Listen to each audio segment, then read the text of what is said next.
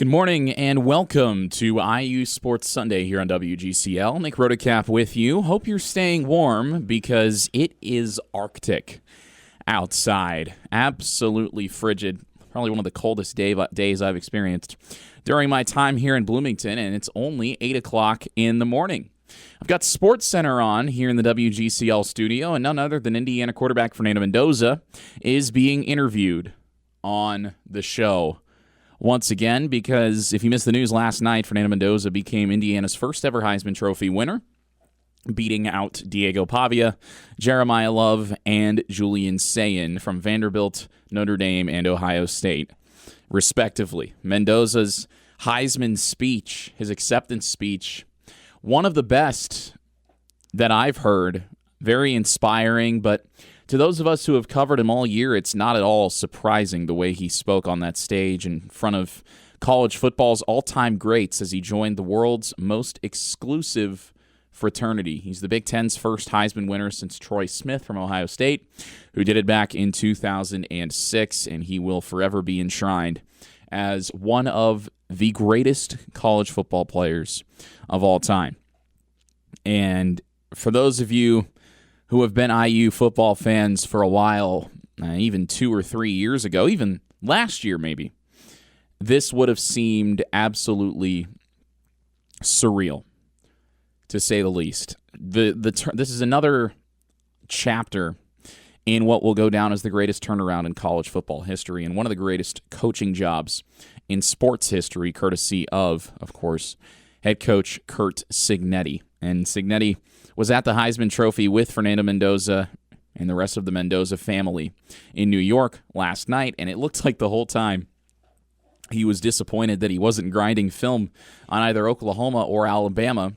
The winner of that first-round game, which takes place on Friday, will, of course, face Indiana in the Rose Bowl. And Indiana, over these last couple of years, even this year, over the course of this season, Indiana has gone from being the hunter to being the hunted. And Fernando Mendoza, the Indiana quarterback, of course, transferring from Cal, he was a hot commodity in the portal. And if you think back to about a year ago, when he entered the portal, he was highly sought after, had interest from a couple of SEC schools, Georgia and Missouri among them. And he chose to come to Bloomington and join his brother Alberto under the mentorship of Cignetti and quarterbacks coach Chandler Whitmer. And you knew that he had the talent. The problem was that last year he was sacked. He was the second most sacked quarterback in Division I, and the only quarterback who was sacked more was Shedeur Sanders, who had a notorious problem for holding on to the football. And you knew that Fernando had the arm talent. It was just a question of whether or not he could put it all together. And, well, Heisman Trophy among a slew of other awards won by Mendoza this weekend. I would say he's done a pretty good job so far. And for Curt Cignetti, I think that was probably the most emotion that I've seen him show throughout my time covering this team over the last couple of years. It was either that or his post-game emotions after the Penn State game. But both of those lumped into the same category of a rare instance of Cignetti showing his human side, because usually he's got an air of toughness, of poise about him, and you saw the other side of Curt Cignetti a little bit as he accompanied Fernando Mendoza at the Heisman ceremony last night. But how lucky is Indiana University to have such a phenomenal representative, someone who is unapologetically himself, someone who is humble, someone who is more than willing to give all the credit to his teammates and his parents and his coaches and everyone in his circle. It's obvious that the Mendozas have raised phenomenal children, Fernando, Alberto. And there's a third Mendoza as well, so be on the lookout here in about 5 or 10 years for Mendoza number 3 to come through. But the 3 Mendoza brothers pictured with their mother and father, and Fernando's mom wrote him a very touching letter in the Players Tribune a couple of days ago, detailing Fernando's character and how he's been by her side as she's fought multiple sclerosis over the last number of years. And it's yet another testament. It's probably the most telling testament to Fernando's character is the way those around him speak about him. Holly Rowe, one of ESPN's great reporters, called him one of the most impressive young men that she's ever been around.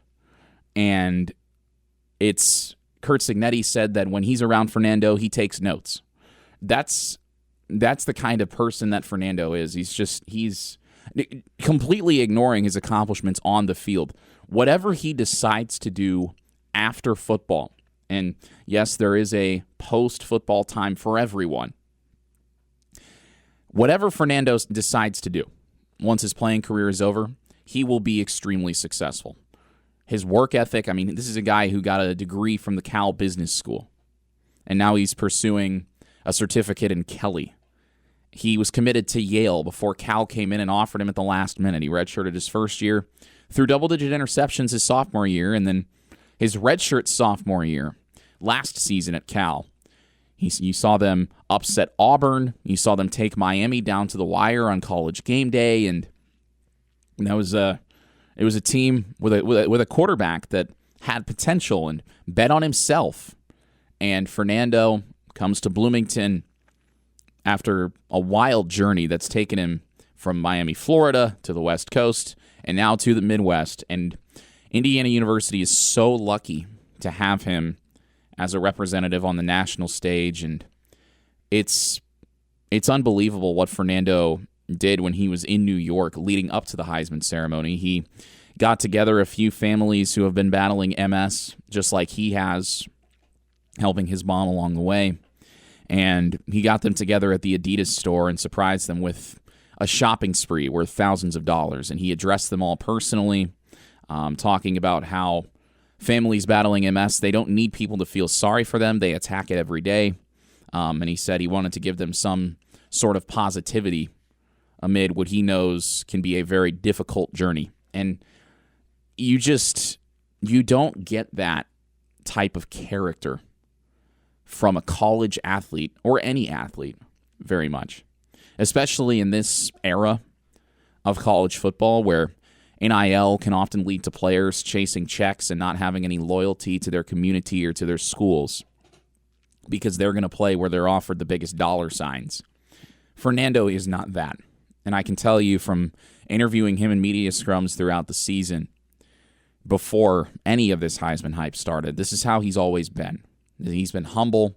You go back to probably his most famous interview at Cal was the 98 Yards with My Boys interview, which he gave after leading a game-winning drive to lead Cal over Stanford. And you could just tell then that his speaking mannerisms are a little unique for someone his age, but he's so unapologetically himself. He's incredibly humble. And again, whatever he does after football, Fernando Mendoza will be extremely successful at. And I could see him being the president of the United States. That's the kind of character that he has. And it's the way Curt Cignetti talks about him. This is a coach who has seen a lot of very talented players. He was Phillip Rivers' coach at NC State back in the day. And yeah, we can talk about Phillip Rivers and why he's currently in the news later. But Curt Cignetti has been around a lot of talented players. And his repeated sentiment with Fernando Mendoza is that he prepares like nobody he's ever seen. He prepares like no other. And Fernando, when the team plane was coming back from Oregon, Fernando was studying film. That's the kind of player that he is. Same thing coming back from Iowa. He kept working, and you're seeing that work pay off now, but you're also seeing the character of somebody who is going to go down as one of the greatest representatives Indiana University has ever had. What he's accomplished on the field, obviously, no other IU football player has done. But for him to also be this great ambassador for himself, for his family, for his community and his teammates, his hometown, he shouted out Columbus High School, Christopher Columbus High School in Miami, where he and Alberto came from.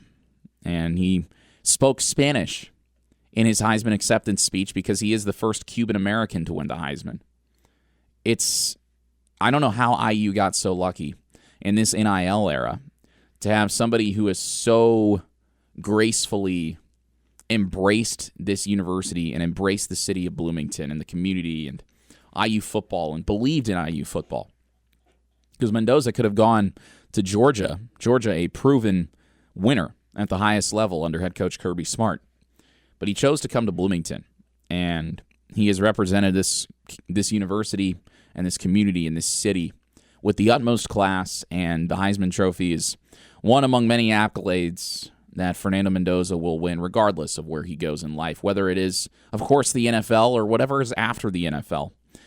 He will be very successful in doing so. Fernando Mendoza, Indiana's first Heisman Trophy winner.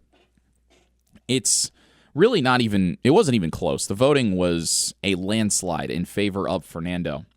You look at the balloting, just over 900 votes cast. Voters, I should say, 900 voters in total.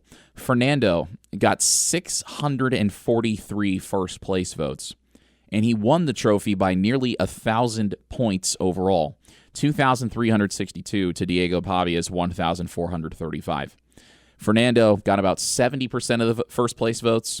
Diego Pavia got about 20% of the first-place votes. It was not even close, despite the best efforts from ESPN to push, of course, a quarterback from the network's number one media partner, being the SEC Conference, the Southeastern Conference, I should say, not the Southeastern Conference.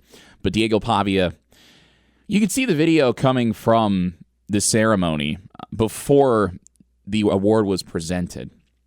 Video throughout the week of the Heisman finalists meeting members of the trust and shaking their hands and going about New York, chatting it up with each other. It looked like Julian Sayin, the Ohio State quarterback, was particularly fed up with Diego Pavia's antics. Pavia walks in, and all three other finalists, Mendoza, Sayin, and Jeremiah Love, the Notre Dame running back, all three other finalists walk in and they shake the hands of the members of the trust and they introduce themselves. Diego Pavia goes for a dap up instead of a handshake. He's got earbuds dangling out of his dress shirt. Just looks very tacky and corny, and looks like he belongs on a WWE set or something. Doesn't belong in New York. I know Pavia had a lot of raw volume stats, but at the end of the day, as Fernando Mendoza has said, including in his speech last night, the Heisman is a team award. And he was in that position because his team is the number one team in the country and certainly boasts the best resume in college football, because it's unblemished and because they were the first to knock off the reigning champs, Ohio State.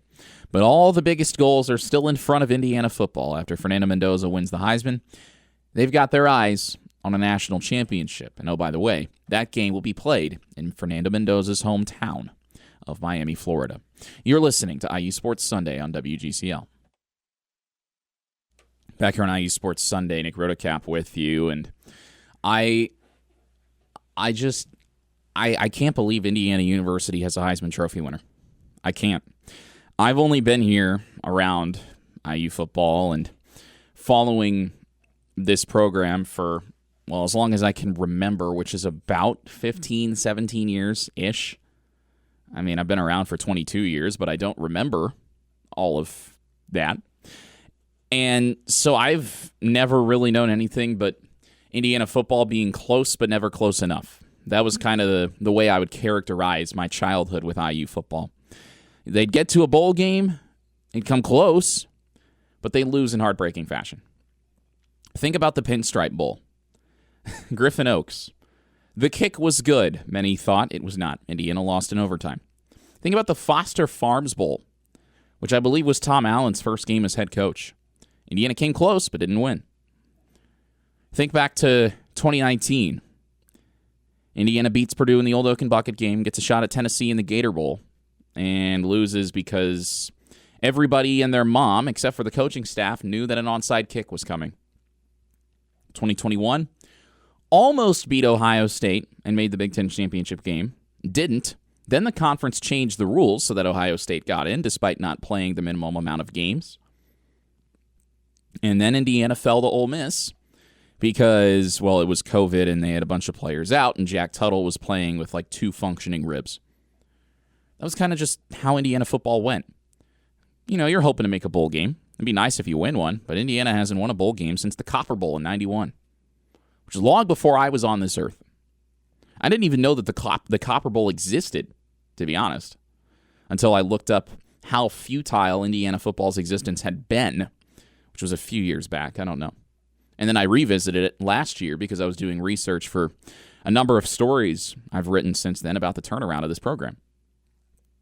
And everybody on the national level who tries to dunk on IU fans by saying, "Oh, wow, I didn't realize they existed before last year. I had never seen an Indiana fan before." Did you guys know Indiana football was the first FBS program to 700 losses? As if that's some sort of insult. Indiana football fans have been through so much disappointment, so much heartbreak. I would counter any sort of chirp by saying that words don't hurt them anymore. These fans have suffered through a lot. You think about the mid to late 2000s. I believe it was 2007 that Indiana lost to Southern Illinois at home. Now, I was 3 or 4 years old when that game happened. I don't remember it, but I've heard horror stories about that game. Horror stories. How do you lose at home to Southern Illinois? Well, Indiana football found a way. That was a long time ago, obviously. But I think back to learning about Terry Hepner, Coach Hep, and what he believed IU football could become. Ultimately, of course, his health took a turn for the worse, and he wasn't able to see that dream come to fruition while he was here in Bloomington. But I would argue that he was one of the first people to lay that foundation, thinking that IU football could become something bigger than a doormat in the Big Ten. And his passion for this university and for the football team and for the students and their support. And I can't help but think that Terry Hepner is smiling down on the city of Bloomington, snow-covered and cold as it may be right now, but smiling down on the city of Bloomington and Memorial Stadium and the rock that bears his name outside the East Gate that the players touch walking into the stadium. I can't help but think that Coach Hepner is smiling down on the fact that this program has become what he thought it could be. The talk of the country, with a Heisman Trophy winner going to the Rose Bowl for the first time in nearly 60 years. Winning the Big Ten outright for the first time since the end of World War II. That's how long it's been. And it's important to understand where you come from, I think, regardless of what walk of life you're talking about. And as far as Indiana football goes, I am obviously relatively new. I'm only 22 years old. And recency bias is something that can negatively affect people in a lot of ways. But I know from my memories just listening to Don Fisher growing up, because that was what my dad insisted on doing instead of watching the game on TV. We would listen to Don Fisher. And I remember him having to call some very difficult games on Saturday afternoons in the fall. But I remember just knowing that, IU football was something that we listened to because my dad is an IU grad and because, we're from Central Indiana and it's what we knew.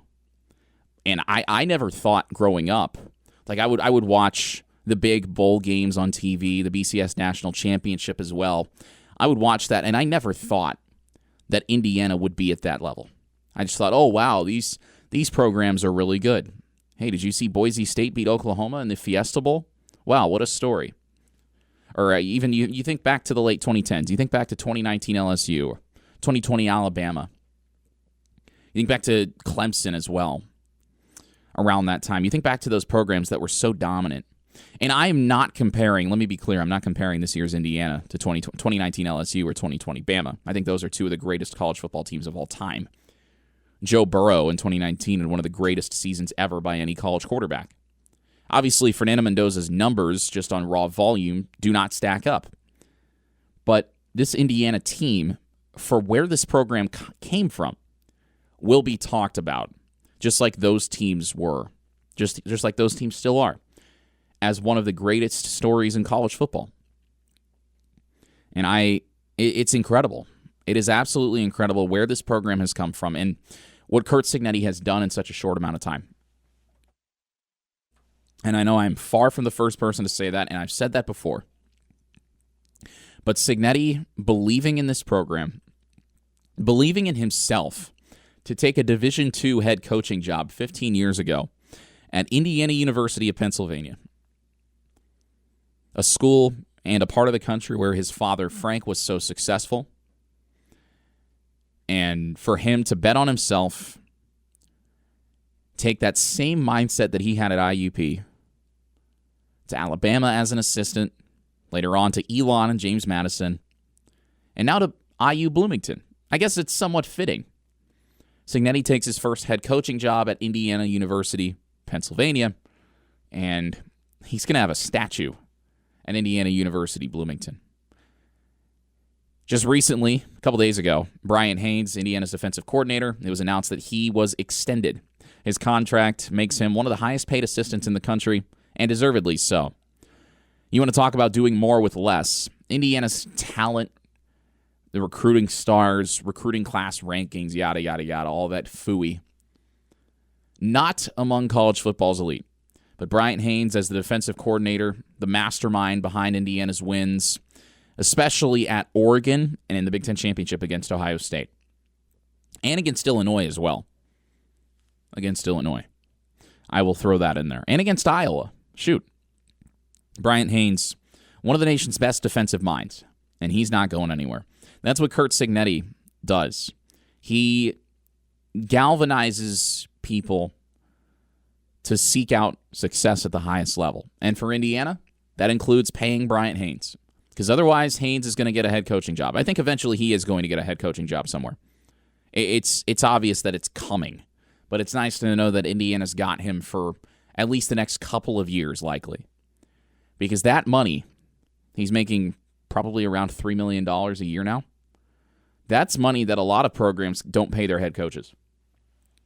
So that's money that Indiana wasn't even paying its head coach 5 years ago. But now they're paying their defensive coordinator because Curt Cignetti has people around him that are really good at what they do. And he's talked about it. You put the right people in the right positions, good things will happen. Well, those assistants and obviously the quarterback, Fernando Mendoza, they've all, they might not be the best individuals, the most talented individuals on the field, Indiana football. But the coaching, the system that they play in is pristine. It allows them to play to their strengths. And that's what you saw with Fernando Mendoza this year. He wasn't very often given the ball and told, hey, you have to win this game for us right now. You have to be the hero.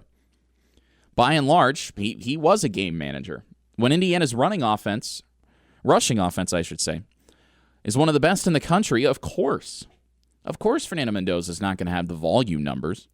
But when he had to make the plays, he had the confidence in himself. He had the weapons around him. He had the play calling that he needed to succeed. And it all goes back to the man at the top in Curt Cignetti.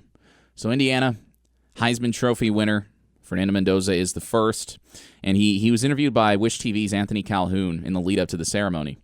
And he said if he won the Heisman Trophy, he would bring it to Bloomington because that's where it belongs. Now, what he didn't know, and this is somewhat understandable, what he didn't know was that, of course, the school that wins the Heisman Trophy, they get one in addition to the player getting one. So Fernando Mendoza gets a trophy and IU gets a trophy. So Fernando doesn't have to worry about giving his up to the school. But again, I think that speaks to the humility, the character that his parents raised him with, and Fernando using his platform for good. Like I said in the last segment, a lot of people, a lot of players in this NIL era are only focused on chasing a check.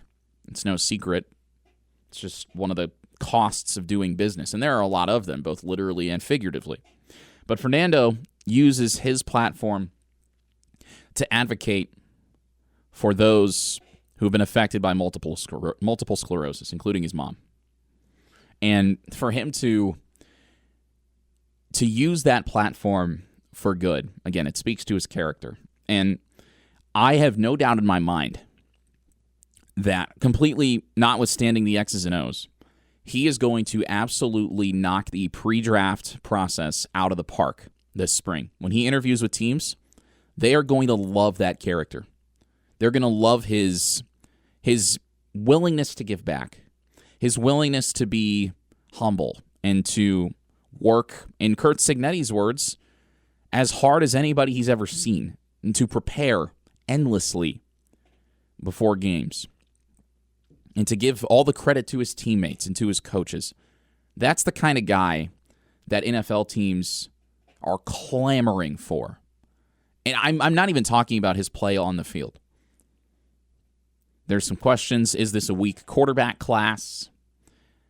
Well, certainly there's no Josh Allen or Joe Burrow or Patrick Mahomes coming out of this class. Then again, those guys were flawed in college. But what Fernando Mendoza has that has taken him to this point, and he's talked about sticking to the process even as more and more outside noise started coming in. He talked about sticking to the process of what got him here, working hard, preparing, putting in extra hours, extra reps before and after practice. Sticking to that process is going to get him far in the NFL. I have no doubt in my mind. Now, the only exception to that would be if he gets drafted by the Jets or the Browns. Because the Jets and the Browns, of course, ruin pretty much anything they touch. I would be very surprised if Cleveland picks him, because you've got two rookie quarterbacks on your roster in Shedeur Sanders and Dillon Gabriel, and you've got the albatross of a contract that'll go down as one of the worst in NFL history in Deshaun Watson.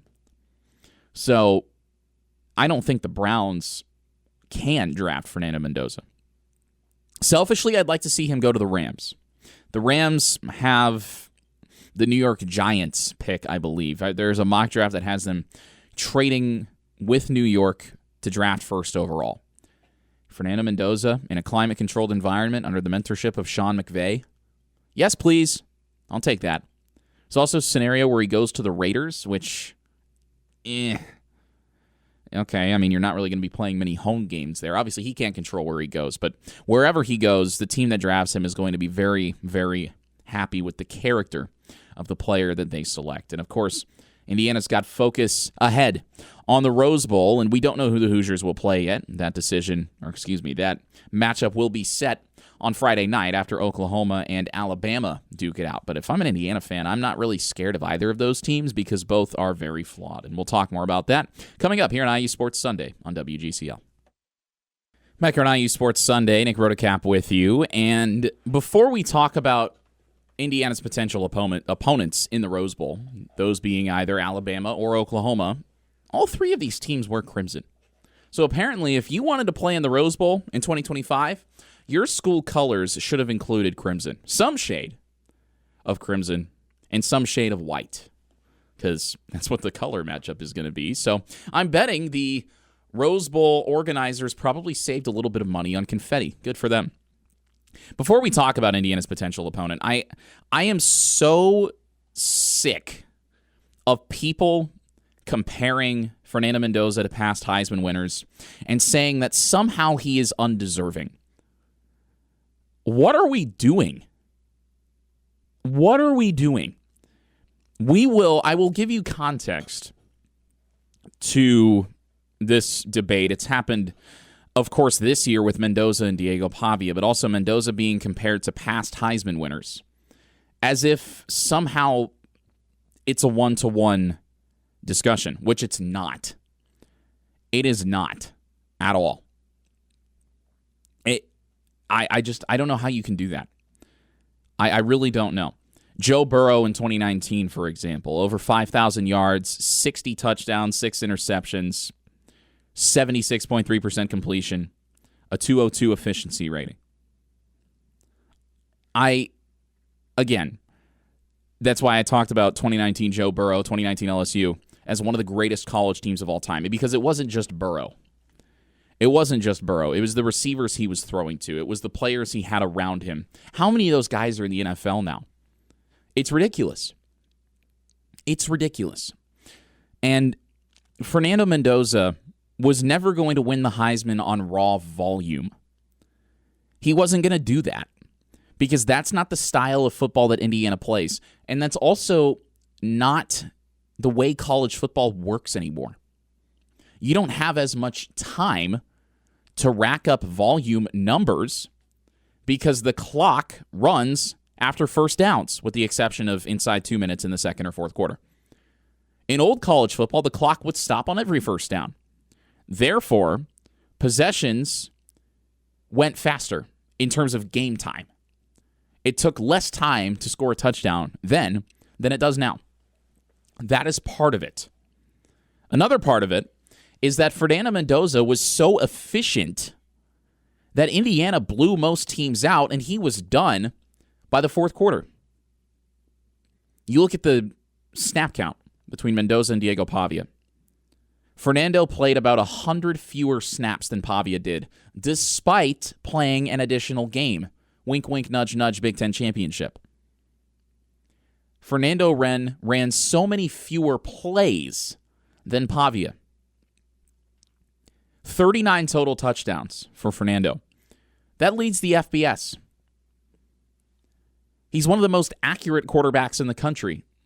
Obviously, the most accurate is Julian Sayin, who is on pace to break Bo Nix's single-season completion percentage record. Wow, good thing those two quarterbacks had a head-to-head, even though quarterbacks don't play against each other, right? Their teams play against each other. Mendoza played better than Julian Sayin on the biggest stage. Indiana went undefeated. Fernando said, on stage, the Heisman is a team award. But in his own right, while he did not have the raw volume numbers that someone like Joe Burrow did in 2019, or Johnny Manziel did when he was at Texas A&M, largely because he was chucking fade balls to Mike Evans, who is going to go down as one of the greatest receivers of this generation in the NFL. While Fernando Mendoza does not have the raw volume numbers of those guys, what he does have is a slew of Heisman moments. The game-winning touchdown pass at Iowa. The game-winning touchdown drive at Oregon. The play of the year so far in college football in his game-winning touchdown pass to Omar Cooper, who made the catch of the year against Penn State. The slot fade to Charlie Becker on 3rd and 6 to seal the Big Ten title for Indiana.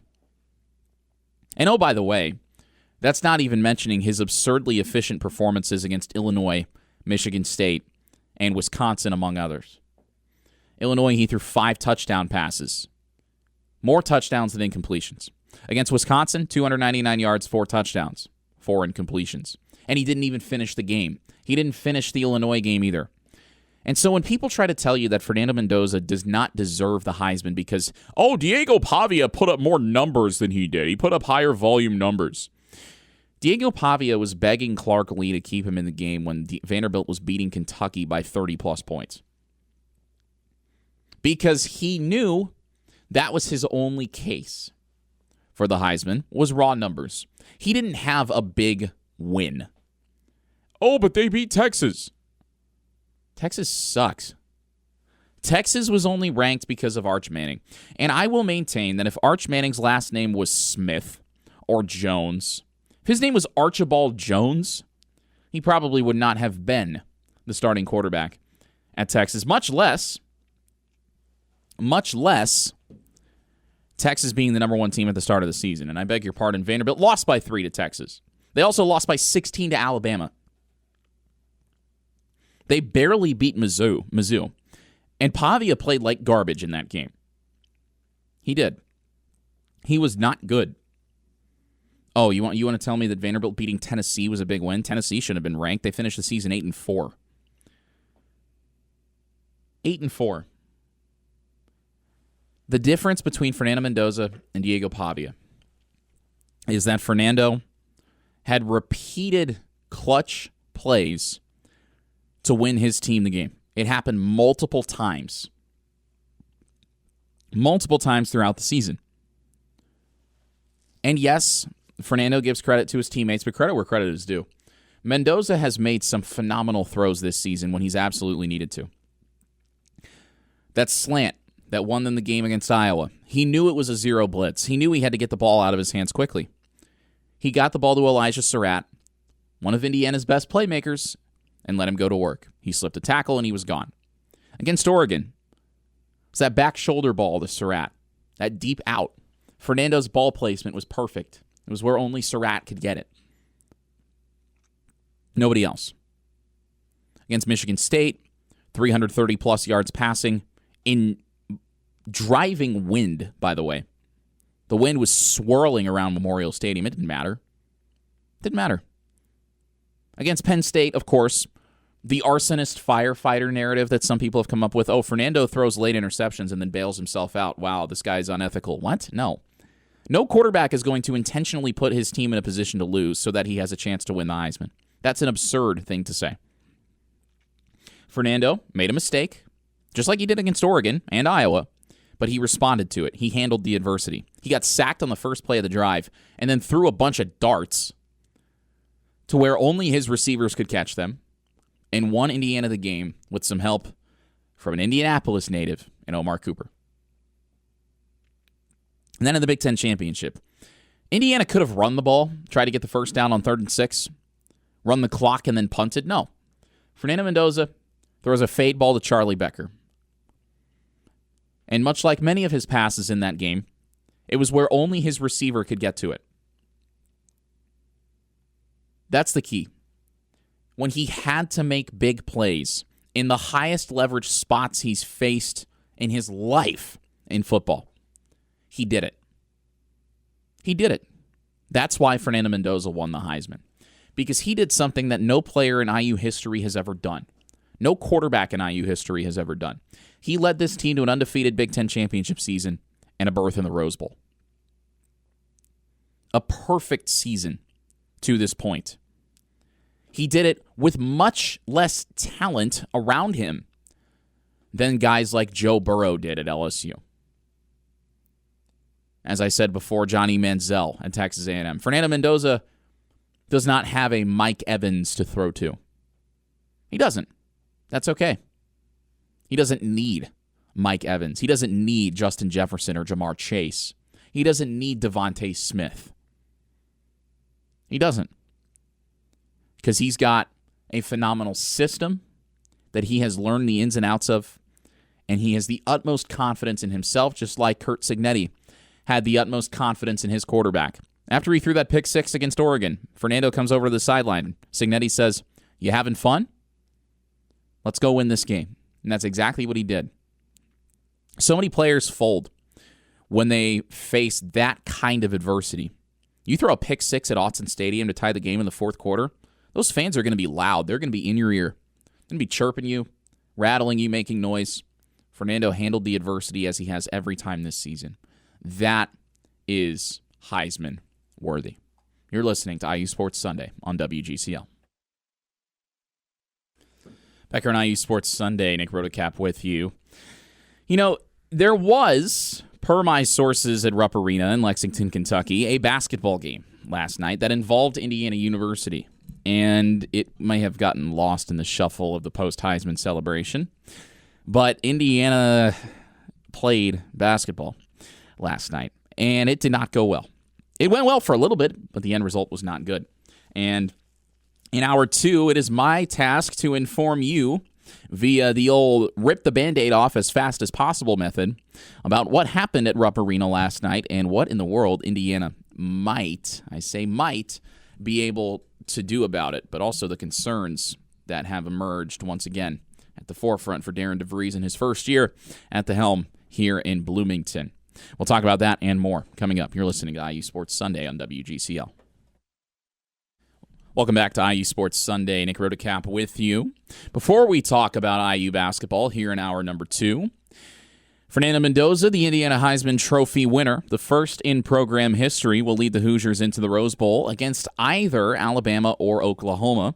The Sooners and the Crimson Tide facing off in Norman on Friday night, 8 p.m. on ABC and ESPN Radio. And these teams are both very flawed.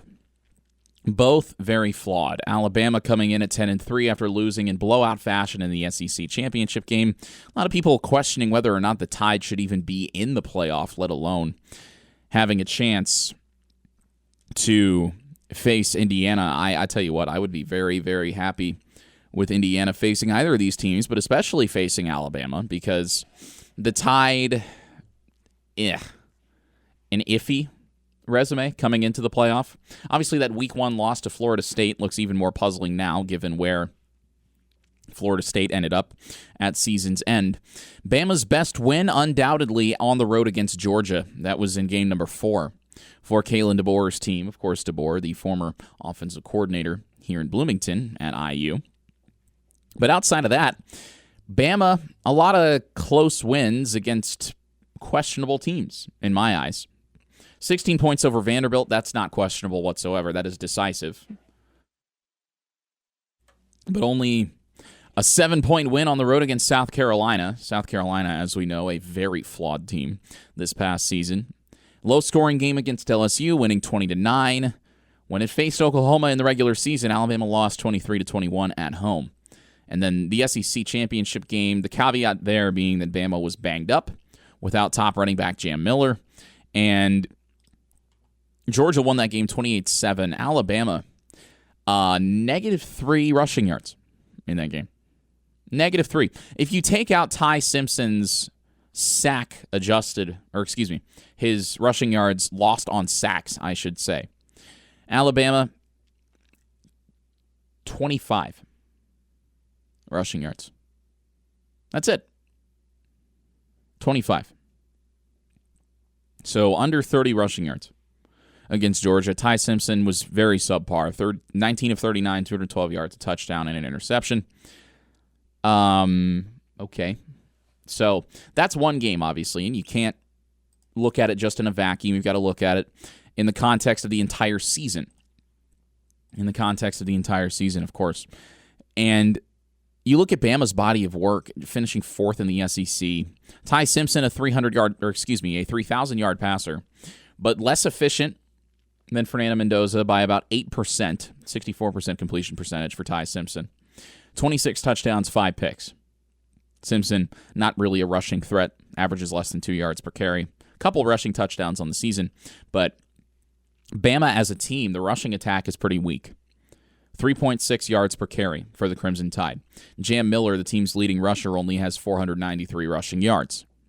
And then the Tide have a couple backs with 200-plus rushing yards. So, very clear, Bama's weakness is the run game, by far. Also, the kicking game. Field goals, special teams, always seem to play a factor in these postseason games. Connor Talty, Alabama's number 1 kicker, the only one who's attempted a field goal this year, 65%, 13 of 20 on field goal attempts this year for Connor Talty. Saw field goals hurt Ohio State in the Big Ten Championship. Well, one in particular. Could be something to keep an eye on if Bama beats Oklahoma on Friday night. On the other side for the Sooners, coming in at 10-2. Winners of their last 4, including that head-to-head win over Alabama in the final 3 weeks of the regular season. Oklahoma beat Michigan, of course, early in the season. Close win against Auburn. A blowout loss to Texas. Close loss to Ole Miss. And then the win over Alabama. That's really about it as far as Oklahoma's resume is concerned. I know you see a number beside Tennessee's name, and you think, oh, they beat them on the road 33-27. Tennessee never should have been ranked. Not good. Finished the season 8-4. Just propped up by preseason SEC media bias, as per usual. Oklahoma's struggles lie in the passing game with quarterback John Mateer. Mateer, of course, transferred over from Washington State, and his numbers are not very eye-popping. Obviously, he was battling a thumb injury, came back for the Red River game in October, was not really himself. 62% completion percentage, so about 10 percentage points less than Fernando Mendoza for some context. 12 passing touchdowns, 10 interceptions. He's also been sacked 20 times, which is a considerable amount. Not as much as, say, last year when Fernando Mendoza was sacked 41 times, but 20 sacks for John Mateer. 2,500 yards through the air, 7.2 yards per completion. Oklahoma, the rushing game, a little bit stronger. 3 400-plus yard rushers, including Mateer, who is actually Oklahoma's leader in rushing touchdowns with 7. So if Indiana does face Oklahoma in the Rose Bowl, you've got to be mindful of containing the quarterback. And I'm sure that Bryant Haynes and his defensive scheme will account for that because Haynes is a much smarter defensive mind than you or I.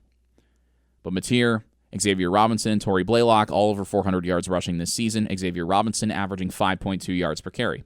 Very efficient. And then nearly 1,000-yard receiver in Isaiah Satania III, 948 receiving yards, 7 touchdowns for him. No other receiver has more than 513. Oklahoma, also a tight end, involved in the passing game as well. But it's clear. It's clear the Sooners, at least on paper, a little bit more of a well-rounded team than Alabama is. But both teams have their weaknesses. Both teams have their weaknesses, just like Indiana has weaknesses. So it'll be interesting to see how the Sooners and the Tide fare when they go head-to-head on Friday. Of course, that game will determine Indiana's opponent in the Rose Bowl. And then the playoff bracket after that gets very interesting very fast. You could, of course, see Indiana have a rematch with Oregon in the semifinal. You could also see Indiana against Texas Tech in the semifinal, or James Madison. I'm not ruling that out. I'm not ruling out that Indiana could face the Dukes in the semis. It would be very difficult because JMU has a meat grinder to go through. Heading to Autzen Stadium on Saturday night, and then facing Texas Tech in the Orange Bowl. If the Dukes were to somehow upset Oregon, they would face Texas Tech on New Year's Day. James Madison Twitter has been phenomenal in the lead-up to this game against Oregon. Absolutely phenomenal. JMU Sports News in particular. Hilarious. Hilarious stuff. They posted a highlight video that Oregon posted on social media in slow motion and said, "Is this real? If so, the Ducks are the slowest team we've ever seen." And they're responding to people who say this game won't even be close by saying, "Yeah, you're right. James Madison might consider resting some starters in the fourth quarter to focus on Texas Tech." It's so funny. It is so funny. And that, I love that. I love when fan bases don't take themselves too seriously. Obviously, Oregon's a much better team on paper than James Madison. That's why the spread is the largest of any first-round game at 21.5 in favor of Oregon. It's hard, but as Indiana found out, not impossible to win at Autzen Stadium. And as we know, the last team to beat Oregon at Autzen Stadium before Indiana did it was also a team that wore purple. Washington, led by Michael Penix. James Madison also wears purple. Dan Lanning is 0-4 against teams that wear purple in his career. Interesting. Also worth noting, James Madison is undefeated against Sun Belt teams this year, while Oregon has not played a Sun Belt team. Are they perhaps scared? No, I'm being sarcastic here, obviously. But that James Madison game could be interesting. Indiana would not have a chance to face James Madison until the semifinal. But Indiana's path, I would say, to the national championship is clear. It'll probably involve beating Oregon twice. I could see Oregon beating Texas Tech. I think Oregon is rounding into form at the right time, and I think they learned a lot from that loss to Indiana. Dante Moore, as we know, very talented quarterback, a lot of weapons around him, and Oregon's secondary is phenomenal. The front seven, loaded with future NFL players. So I could see an Indiana-Oregon rematch. And then the question becomes, can Indiana beat the same team twice in the same season? I don't know. But I would like Indiana to face Oregon more than I would like them, I would like Indiana to beat, I would like Oregon to beat Texas Tech. I think Oregon's the better team. I do. I also think that Texas Tech would be an easier game for Indiana because of that. And then you get to the national championship if Indiana gets there, most likely setting up for a rematch with Ohio State. And then again, the question is, can you beat the same team twice in the same year? Because good coaches adjust. And Ryan Day, as we know, is a very good coach. He won a national championship last year, which coincidentally came after Ohio State lost 13-10 in its final game before the playoff. So that's something to keep an eye on. Something to keep an eye on, absolutely. Now we have to rip the Band-Aid off of Indiana basketball, and I know it's very disappointing, but we have to do it. Indiana basketball played at Kentucky last night. It was not good. And I was optimistic about this game because Kentucky had struggled in recent times. This is not the start to the season that Mark Pope and his team were looking for. Entered last night's game at 6-4. And there was optimism, I think, at least in my mind, and probably in the minds of some Indiana fans, that this was a winnable game. And given the way that Marquette and Kansas State have fared this year, you kind of felt like Indiana needed this one to have a good non-conference win. Didn't get it against Louisville, never had a chance. You start down 16-0. Very difficult to come back, especially against a team that is that good. And Indiana led at halftime against Kentucky on the road at Rupp Arena. These teams meeting, of course, for the first time in nearly 15 years. Indiana was up 39-32 at halftime. And then implosion, getting outscored by 19 points in the second half to lose 72-60, falling to 8-3 on the season as Kentucky improved to 7-4. All 7 of those wins coming at home for the Wildcats. Indiana, the same concerns rearing their ugly head, in particular the turnovers and the inconsistent, extremely volatile shooting. Extremely volatile. This is what happens when you don't have any size down low. Your bigs combined for 6 points. Reed Bailey only attempted 1 shot in 8 minutes. Didn't make it, didn't get to the free throw line, didn't score. Sam Alexis started, played 30 minutes, only scored 6 points. Indiana from three-point range, 4 of 24 against Kentucky last night. Kentucky didn't shoot from outside well either. Kentucky was 3 of 15, that's 20%. So these teams combined 7 of 39 on three-point shooting. Neither team shot well, period. Indiana, much better at the free throw line, 26 of 29. This was a foul fest last night. Kentucky, 25 of 38 at the free throw line. Indiana won the rebounding battle, 37-34, but they did not take care of the ball. The Hoosiers turning it over 18 times. Kentucky only turned it over 4 times. 18 turnovers. I don't care who you play. If you turn the ball over almost 20 times, you're just not going to have a chance to win the game. Not at all. Not at all. There's just no way. And for Indiana, Tucker DeVries, 15 points on 4 of 13 shooting. He was 1 of 9 from three-point range. 1 of 9. Lamar Wilkerson, after his 40-plus point explosion against Penn State on Tuesday, the best three-point shooting performance in Indiana history and the highest scoring performance by a player in Assembly Hall history against Penn State. We kind of knew that Indiana was going to beat Penn State because Penn State is the worst team in the Big Ten. Wilkerson scored 15 points on 5 of 11 shooting last night. Tucker DeVries fouled out of the game. Sam Alexis, Wilkerson, and Connor Enright all finished with 4 fouls. Enright, of course, started for Indiana, as he has in every game this season. Didn't score. 0 of 3 from the floor. He did have 5 rebounds, but it's the question for Indiana is, can you win when the shots don't fall? And the answer so far has been no. Or if it is, it's against vastly inferior competition like Incarnate Word and Lindenwood. I got news for you.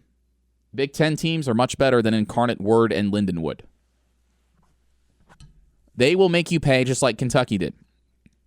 If you can't make a single three-point jump shot and you can't stop turning the ball over. Indiana collapsed in the second half last night. And I think Darren DeVries, obviously, an entirely new roster. We've been over that. But Indiana fans, I think the frustration stems from the fact that they don't know what they're going to get on a nightly basis. It could be the Indiana that shows up against Penn State, where Lamar Wilkerson just takes over and Indiana takes care of the ball, great movement, both on and off the ball, leading to open looks, especially in the paint. That was what Indiana did well against Penn State, on top of Lamar Wilkerson being superhuman. That helps too. But then the next game, you can turn the ball over 18 times and make 4 threes on 24 attempts. I know it was a foul fest. Over 60 combined free throws shot. I know that. But it's frustrating, I think, for Indiana fans when the product changes so much from game to game. You think about the loss to Minnesota. Indiana chucking up threes, playing poor perimeter defense, lack of effort on the glass. Against Penn State, the intensity was there.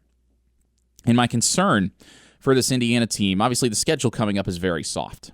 Entering Big Ten play, you've got games at home against Chicago State and Siena after finals week, which starts tomorrow. I've got a final tomorrow. And I'm hoping that I'm a little more well-prepared for my final than Indiana men's basketball is when the shots don't fall. You open Big Ten play January 4th against Washington. And then in the month of January alone, you face Nebraska at home, Michigan State on the road, and Michigan at the Chrysler Center before hosting Purdue. Michigan might be the best team in the country. They're blowing everybody out. And if you are a one-dimensional team, as we have seen from Indiana so far, live and die by the three, inconsistent rebounding effort, and an inability to take care of the ball on a consistent basis. If you're going to be that kind of team, you are going to get eaten alive in the Big Ten. I don't know if this team wins half of its Big Ten games. I really don't. It's just, they're so inconsistent. They're so volatile. And you don't have a true scoring big. You've got Sam Alexis, who's 6'9". Okay, that's great. Purdue's going to gobble you up in the paint. They just are. Reed Bailey is 6'10", I know, but he's been very inconsistent with respect to his play style. You don't know what you're going to get from him on an effort basis, on a confidence basis, night after night. But when your tallest player is 6'10", Reed Bailey, and Andre Achimuch, but he's a true freshman who's playing. He isn't playing. He's probably going to redshirt. The direction for him at the start of the season, the freshman from Bosnia, Darren DeVries, was kind of just like, well, we're assessing, monitoring the situation. He didn't know. He couldn't give a definitive answer. He's not gonna play any meaningful minutes this year. Purdue is going to eat Indiana alive in the paint. They just are. Daniel Jacobson, 7'4". Oscar Clough, 6'11", 255 pounds. Raleigh Burgess, 6'11". Trey Kaufman-Renn, as we know, he's 6'9", but he's a phenomenal big. Michigan, a wagon. Blew out Maryland. Blew out Villanova. Beat Rutgers by 40. Beat Gonzaga by 40. Beat Auburn by 30. Michigan is ridiculous. Ridiculous. Dusty May. Indiana could have had him if they fired Mike Woodson a year earlier. They didn't. Adai Mara, 7'3". Yaxel Lendeborg, 6'9". Lendeborg had a phenomenal game against Maryland, 29 points. 9 assists, 8 rebounds. Michigan is ridiculously good. I don't see an avenue for Indiana to have success in the Big Ten if you're going to have nights where you're leading at halftime and you get outscored by 19 in the final 20 minutes of the game. I don't see a way that you can be successful doing that in conference play. Kentucky's not even good this year. Kentucky is not even good. This is a down year for them. That's why I was so hopeful that Indiana could win this game. I was optimistic. Call me crazy. Kentucky gave up 96 points to Louisville. Lost to Michigan State 83-66. Lost to North Carolina. Got blown out by Gonzaga. I just don't know. I don't know where the Big Ten wins are going to come for Indiana. Obviously, you got the one over Penn State. That's great. Penn State's going to finish last in the league. And if it's not them, it's Rutgers. Who else are you going to beat? You're going to beat Rutgers, probably, although nothing's given. Northwestern always plays you close. You already lost to Minnesota. I don't know where the wins are going to come for Indiana in Big Ten play. It's going to be very difficult. They'll be lucky to get to 500 in league play. I think that's putting it politely. This is a fringe NCAA tournament team, a play-in team at best, I would say, purely because they're inconsistent and they have no identity outside of chucking up threes and turning the ball over. So a lot to learn from Indiana, or for Indiana men's basketball, and very little time left to do it because Big Ten play begins here in about 2 weeks, and it's going to come up on you quickly. And once you get to conference play, as we know, the games blitz you fast and furious. You're listening to IU Sports Sunday on WGCL. Back here on IU Sports Sunday, Nick Rotacap with you, and plenty to talk about in the IU sports world this weekend. We've discussed, of course, Fernando Mendoza's Heisman Trophy win last night over Diego Pavia, Jeremiah Love, and Julian Sayin. Also ripped the Band-Aid off of IU basketball once again. It's becoming a weekly thing, which I think is somewhat concerning. But it's... I'm telling you, man, I don't know if this team wins half of its Big Ten games. I really don't. There are very few easy wins in this league right now. Michigan is a meat grinder. The only ones that I can think of are Penn State and Rutgers. I would say Minnesota, but Indiana proved me wrong there. So it's not good. Not good for Indiana. The lack of depth and the lack of post play, two things that were concerns when this roster was built, coming back to the forefront. But I would caution IU fans, have some perspective. This is year one, brand new roster. And running coaches out of town is how we've gotten here. So don't make the same mistake again. Curt Cignetti broke a lot of people's brains when it came to turning around programs in college athletics. He is the exception, not the rule. What he has done will probably not happen again. In a normal situation, it takes a little bit of time. Just look at IU volleyball. Steve Aird built this program from nothing and took them to the Sweet 16 for the first time in 15 years. Indiana won a couple NCAA tournament games. As far as volleyball goes, won a couple here at Wilkinson Hall, went to the Sweet 16. Unfortunately, the season is over for Indiana volleyball. They got swept by Texas on Friday down in Austin, Texas, a number 1 seed. Perennially excellent volleyball program. Former Indiana libero Ramsey Gary went down to Austin to join the Longhorns. And Indiana's season has come to a close, unfortunately. But a phenomenal year. One of the best in program history for Steve Aird and his team. Certainly the best year of his tenure. This was years in the making because they had been building this for a while. They got close to the NCAA tournament last year, ultimately fell just short after some struggles in conference play, but the Big Ten is loaded in volleyball, so not really a surprise there. But it all came together for Indiana to make the NCAA tournament this year. Steve Aird has done a phenomenal job recruiting the state of Indiana, and with the success that Indiana volleyball has had over the last handful of years in my time here in Bloomington, there is no easy out in this state in the Big Ten anymore. Indiana used to be the lesser of the two between Purdue and the Hoosiers. But Purdue making it also deep into the NCAA tournament, which was equally impressive because that roster got gutted.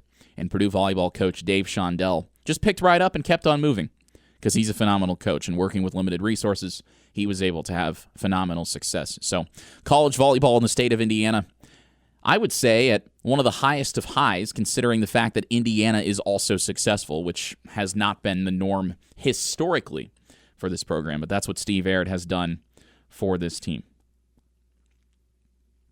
So, good for them. Congratulations on a phenomenal season. And it's a team with a very young core, which means that moving forward these next couple of years, I would expect them to contend for a spot in the NCAA tournament and contend at the top half of the Big Ten once again. Good on them. A phenomenal season, and hopefully one to build on moving forward as far as recruiting goes, because success tends to bring success with it in college volleyball. That's why the same teams tend to remain at the top. Shifting gears to IU women's basketball, I've got the call for today's game. Indiana taking on Eastern Michigan at 1 o'clock at Assembly Hall. So if you're a Colts fan, well, they don't play till 4:25. I recommend tuning in on Big Ten Plus. If you so choose, I don't think there are going to be a lot of people at Assembly Hall for this game, given the fact that Bloomington is covered in snow, and as I check the temperature, it is 0 degrees outside. Feels like -5, but at least the sun is out. That's I guess, a consolation prize. Indiana women's basketball 9-2 on the season entering this game against Eastern Michigan. Its penultimate non-conference game of the season, finishing off the slate next Sunday against another directional state university in the Western Carolina Catamounts. I didn't even know they existed, I'm not going to lie. But Indiana coming off of a dominant win over Louisiana Monroe on Thursday, 98-54. But I think the bigger story is as we talked about with the men's team, the volatility of Indiana women's basketball. Teri Morin, after Indiana beat Western Michigan by 18 points on Wednesday, the 3rd, that was just under 2 weeks ago now, after Indiana beat Western Michigan 71-53, said she was extremely disappointed with the way her team played, not playing up to the standards that they set for themselves. And, well, the reason why, Indiana was being outscored by 5 points by Western Michigan at the end of the first quarter. And this is an Indiana team that is supposed to hold itself to the highest of standards. And if Teri Morin is calling out the team's effort, then there's a reason for that. And she said that she thought the energy wasn't there, the intensity wasn't there, and, well, it was more so the case when Indiana went to Illinois.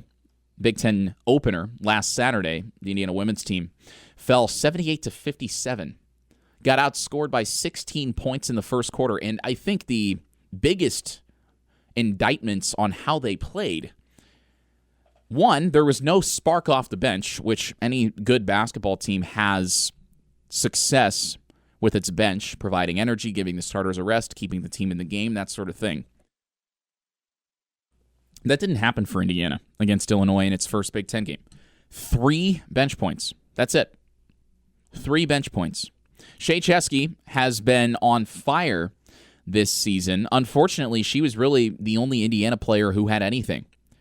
She was 8 of 19 from the floor. The rest of the team made 11 baskets on nearly 30 attempts combined. You can't just have one player carrying the weight. Shea Chesky averaging 25 points a game. She leads the Big Ten in scoring. But you can't do it by yourself. I don't care who you are. And that was something Teri Morin echoed. She said, Shea's been good. Shea Chesky, the second-year transfer from Penn State. Shea's been good, but she needs help. You can't do it by yourself. And Indiana playing without Zania Soka-Guman, who is their post player. So you need somebody else to step up. And Indiana trying to find that interior presence, but unfortunately, it's just not there right now. Just not there. And when you don't have somebody who can score in the post, it's hard to win in the Big Ten. And Illinois is a team that has given Indiana problems in recent years. I think back a couple of years ago, Indiana was ranked in the top 10 at the time, went on the road to Illinois and lost by double digits. It was very surprising. Very surprising, but better to take those lumps early in the season rather than late. And for Shea Chesky, carrying the charge with the likes of Sydney Parrish and Chloe Moore McNeil gone. This is a relatively new-look team. Sarah Scalia gone as well. Yarden Garzone transferring to Maryland. And Chesky has really had to pick it up, and she has done a phenomenal job in doing so. Chesky playing the same amount of minutes as she did last year, but taking around twice as many shots, making twice as many shots, shooting 5% better from 3 than she did last year, 9% better from the floor, and scoring over twice as many points, while also doubling her rebounding output and keeping her assist totals up, averaging 24 points, 4 rebounds, and 3 assists per game. It's actually 24.9 points, which leads the Big Ten. Phenomenal. Playing at an all-conference caliber level. An all-conference level through the first 33% of the season so far. And you knew when she came over from Penn State that this was the kind of player she had the potential to be. But she just needed to put it together, and so far she has. Now, if Indiana gets healthy, gets some of its players back, Zania Soka-Guman was wearing a boot on her foot on the bench for Indiana the other night. Don't know. She's considered week to week right now. Don't know how much longer she's going to be out. But the sooner Indiana gets her back, the better. The fortunate thing is Eastern Michigan has struggled over these last couple of years. Young team, new head coach. And I'll put it into perspective. They won 2 games last year. 2 games. They were 2-27, bottom of the MAC. And they're off to a better start this year, are the Eagles. 6-3 on the season. But they've played one other Big Ten team. That was Michigan State on the road in East Lansing, and they lost by 32 points. They also lost to Purdue-Fort Wayne by 15.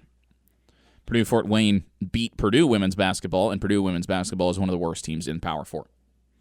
So I don't anticipate, I say that with caution, I don't anticipate this being much of a challenge for Indiana. I thought the same thing when Indiana hosted Marshall, and then Marshall hung with Indiana until late in the fourth quarter because Indiana couldn't stop turning the ball over. But I think all things considered, this should be kind of another get-right game for Indiana, trying to find some answers inside and trying to find some help for Shea Chesky. That game tips at 1 o'clock today on Big Ten Plus. I'll have the call alongside Charlie Harris. And I don't think the crowd is going to be very heavy, very big.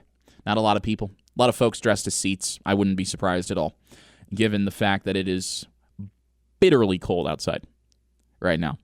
And the roads are not great. They're passable, but they're not great. If you're driving, exercise caution.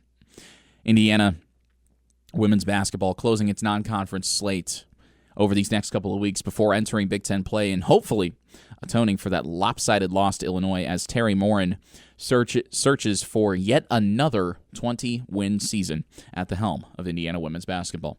You're listening to IU Sports Sunday on WGCL. Back here on IU Sports Sunday, Nick Rotacap with you, and if you have not listened to Fernando Mendoza's full Heisman Trophy speech, I encourage you to do so. Phenomenal work, as you figured it would be. Curt Cignetti lauds his preparation and all that he does, so naturally that extends to him giving the most important speech so far in his football career, and I suspect there may be some more to come as well. Fernando Mendoza,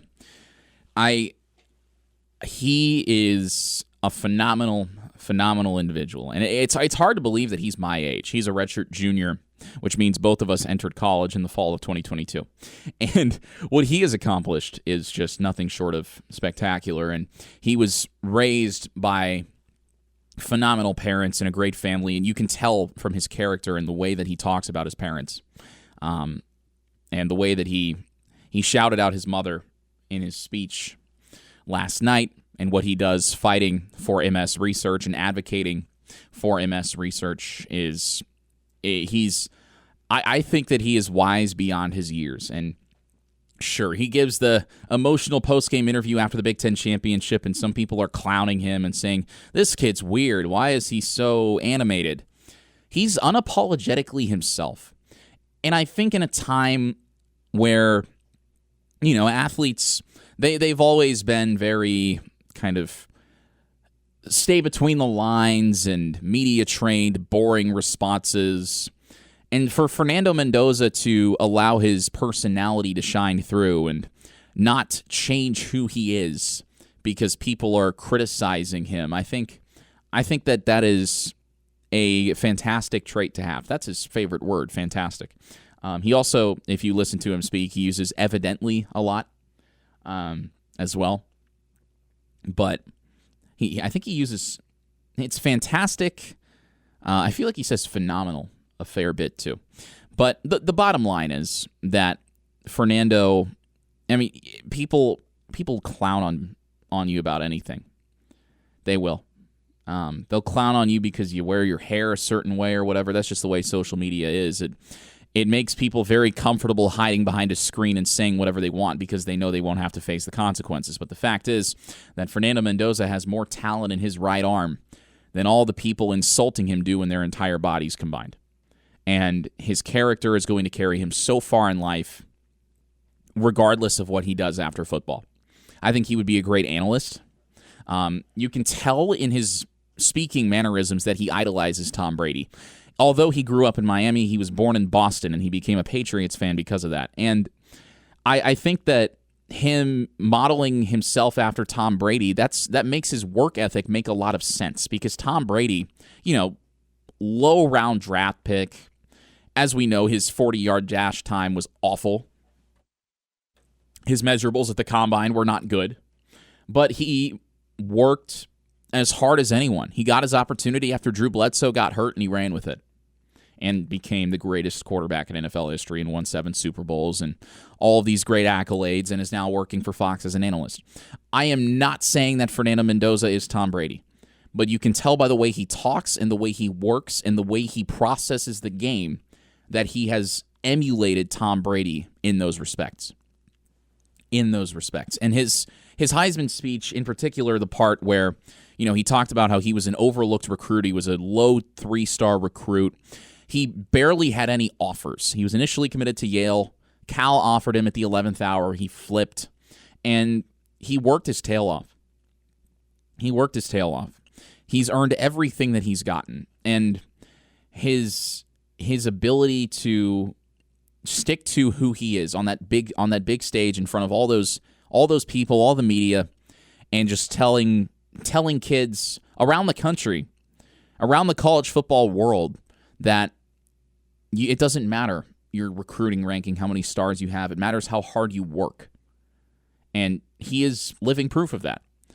And this is a kid who most colleges passed on out of high school. And now he's making all of those colleges that passed on him regret their decision. And he's letting his play do the talking, and he stays true to who he is. He gives all the credit to his teammates and to his parents. He's a very humble individual, and he's been like that. He's never satisfied, just like Curt Cignetti, and that's going to carry him so far in life. And again, I said it before, Indiana University is so lucky to have him representing the institution on the national stage. I could not think of a better representative for Indiana University as a student athlete than Fernando Mendoza. What he has done, being the face of this program, his relentless positivity, his toughness. I mean, let's not forget, he was face down on the turf at Lucas Oil Stadium after the first play of the Big Ten championship game. Went to the sideline, he got back up, he got back in the game. He said it before, he says all the time, he would die on that field. And you just listen to Aiden Fisher talk about it. He means that. That's not just meaningless cardio, meaningless words. No, he means that. Fernando Mendoza is tough, he's humble, and again, Indiana University is so lucky to have him as a representative of this school, and he's only been here for one football season. He's going to go chase his NFL dreams in all likelihood once this season is over, which could be on New Year's Day. Indiana could lose in the Rose Bowl. They could also win the national championship. Either way, Fernando Mendoza is going to go on to be very successful, and I feel extremely lucky to have been here in Bloomington covering the team and just happen to have timing be on my side to where I could cover this team and this journey, and it's not over yet. But I know I'm going to look back on this in 15, 20 years when Fernando Mendoza's NFL career is over and think to myself, man, I remember when he was in Indiana. And what an incredible journey it has been for him and for his family and representing this university. And it is a historic year.